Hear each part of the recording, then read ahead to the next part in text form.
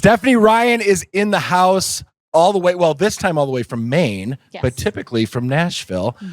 Thanks for coming to Interstate Music. Thank you so much for having me. This has been a conversation we've been having for quite a while to try to get you up here, but with your schedule and moving from Maine officially to Nashville, when did that all happen again? That was December.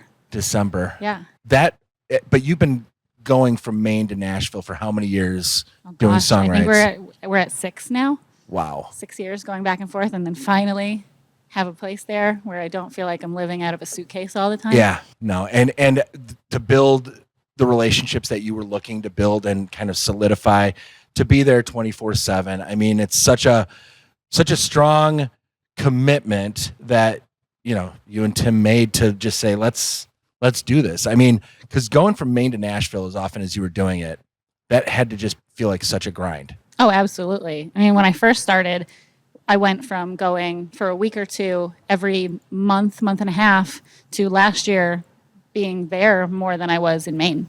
Yeah. And so what made you guys settle into Maine in the first place? Tell me about I'm going to try to give you like the short story. Yeah. My husband's family had been visiting Maine for the summer for, 25 plus years. Yep. And they always would vacation to the same house. Okay. And we got the opportunity to purchase that house in 2020 when the world exploded. Yep.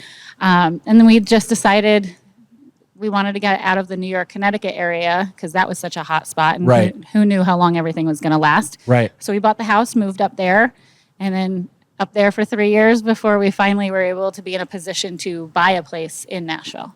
Is Maine what everybody thinks it is? Just gorgeous?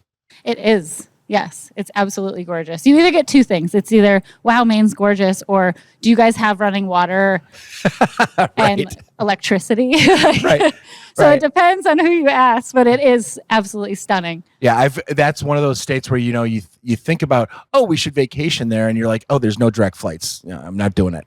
But you're saying it's worth the effort. Oh, absolutely. All right, because don't tell people that because then we're going to get too many people. You've been making the effort to go from Maine to Nashville, so maybe some people can spend a little tourist dollars up in Maine and support. So for sure. When did you start realizing that country music was something that you wanted for a career path, a career change? When did you start feeling as though you were a songwriter and wanted to become an artist? Like, when did that kind of morph in? Because you had a career, and I had multiple careers, and it wasn't country music. No, not at the time. I mean, I always wanted to be an artist, even from being a small child. Wanted to be an artist. I never really thought about the songwriting part of it. Okay. Because it just wasn't my full focus. It was more like I want to be the artist that sings. I grew up listening to so many different artists in so many different genres. Okay. I got to a place of country music by listening to Shania Twain and Dolly Parton, Keith Urban, Rascal Flatts, a lot. And I was just like, this feels where I belong. Okay. So what I want to say, my message, how I want it to come across. Like country music is all storytelling. Right. And I felt like I had a story to tell in that capacity.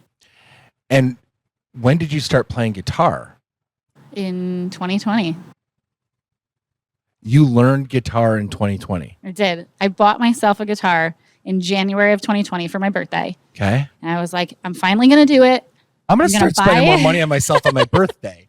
I feel as though I'm cheaping out on myself. And it probably wasn't a $50 guitar. It was probably like $100. So I'm gonna up my game. December 14th, everybody, is my birthday, by the way. So just shout out Jeff on his birthday. But did you teach yourself, or did you go on YouTube and Google? And I taught myself. I did Roy Clark's the YouTube Big Note Guitar book. All that stuff. I totally did the whole YouTube thing. I got the app Ultimate Guitar where I could look up songs that I already knew really well. Okay. Like lyrically and melodically. And then I just started to teach myself, what are the chords? How do we change between the chords? And got to a place where I could actually play. My facial expression right here is absolute, I am so impressed by this entire conversation. I'm so lazy about, I wish I could play guitar. And I'm like, I'd never be able to figure out. You literally just decided I'm going to learn how to play guitar. And you're a really good guitar player right now. Well, thank you. And this is all self-taught. Have you ever taken lessons at all since? I think it took maybe 3 lessons when we could actually this be seems around almost people impossible. This again. is fantastic. Well, when I bought it in January, I had for years always dabbled a little bit. I'm like, I'm going to learn. And then, you start and it's really hard and you're just like, no, forget it. It's really hard. It's really hard. Yeah. But when the pandemic hit and everybody was going live on all the social media platforms, I didn't want to get left behind because I didn't play guitar and I wasn't with anybody who could. So I just was like, you know what, this is it. Like, this is my sign where I need to actually put in the effort and teach myself how to do this. And so I created a show that I did on Instagram for months. I think we started in April of 2020. And every week, every Sunday, it was called Pajama Session. So I would wear pajamas, not like appropriate ones. I understand. Pajamas. I understand. And I had like a coffee or mimosa. I get it. Yep. And I would force myself to learn 3 new songs a week. It was a short show, like 20 minutes. Yeah. But I wanted to make sure that I kept myself accountable for learning as quickly as I could so I could continue to do that. That is absolutely fantastic because like just in the time frame that I've known you, what I've learned is a big part of you is like you are so driven. Like you are unbelievably motivated and driven to an end goal. And even if it's just like DIY projects around your house or somebody else's, like there's nothing that gets in your way. You honestly think you can do anything. I do. And you like literally will dig in and do it to prove you can. Yes, yourself. I do have that idea in my head of I know I can do this and I just need to put in the effort and I will figure it out.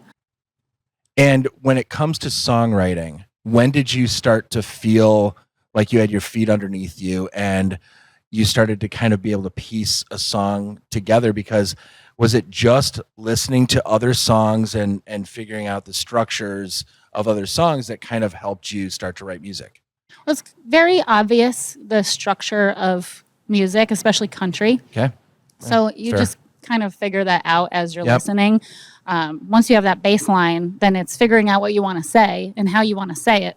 I started writing when I was 14. Okay. And those songs were obviously not great. Now, were you writing songs or were you writing poems? No, I was writing songs. Okay. Like I'd have melodies, and at the time, like I said, I didn't play, so I would just sing them. Right. And I had the lyrics. Wanted to find somebody that I could count on to help bring them to life, put music to them. That took a very long time to find the right people that didn't want to take advantage or take more percentage of a song than what is due. So when I think this was back in 2015, I finally found a group of people who were willing to help and get my songs together and heard. And I put out an EP in 2018, which is a bunch of songs that I had written at the time that I was really excited and proud of. And after that, it really got to probably 2020 when I felt really confident about my writing. Okay. Something changed. And I don't know if it was the fact that we were all home and we had a lot more time on our hands to learn new things.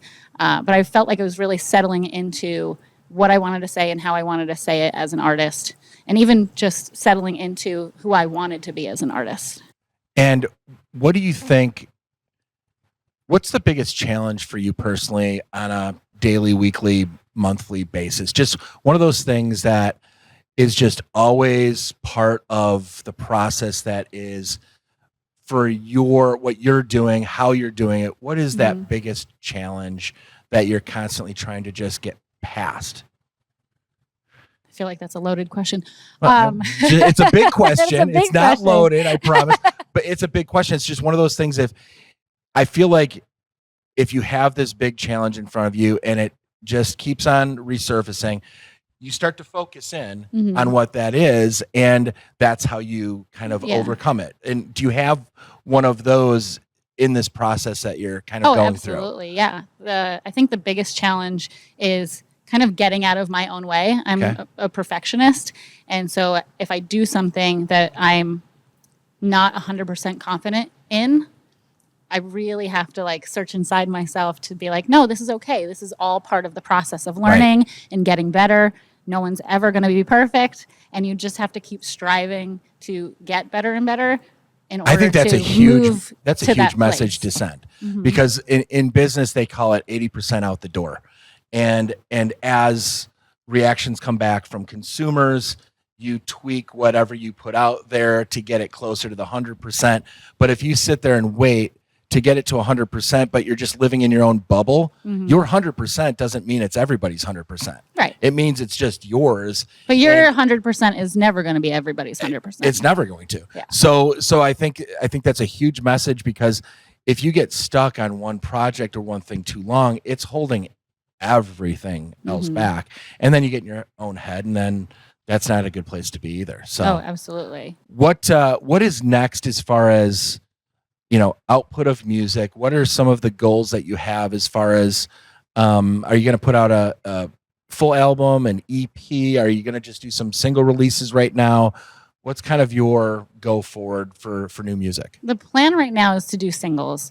Everybody listens to music so quickly and we consume so fast that I just feel like singles make the most sense right now. Sure. I would love to be able to put out an album or an EP at some point in the future, but for this year, it's definitely focusing on singles. I keep telling everyone, and I keep putting it out in the universe, that I'm going to play the Opry this year. Don't know how it's going to happen or when it's going to happen, but it's going to happen this year. Stephanie Ryann, she's just going to run out with her guitar in front of the microphone. I'm Stephanie Ryann. This is the song I want to play. Bam, bam, bam, bam, gone off to the side. Hey, if that's what I have to do. That's right. Hey, just make sure you're guarding that back door. No, people always say to me, if you want something to happen, you have to put it out there into the universe. And I have been doing that with a lot of different things. So that's one of my goals for this year, is to play the Opry. Well, you have been doing this, and you're putting out fantastic music. Thank you. I've been following you on social for a long time, and it's because of the music that you're putting out. It connects. It's great. It's great stuff. You're a great artist. You're doing a lot of writers rounds in Nashville, so people are going to be able to find you. Mm-hmm. And I think it's important that some of the bigger artists out there that are looking for somebody to come and literally be the go-to opener right now to get you in front of more fans. I think that is I don't know why your phone should be ringing right now. As soon as they see this, call Stephanie Ryann, because she is everything you would want to be part of your show, part of your fan base. She's going to help you grow as an artist.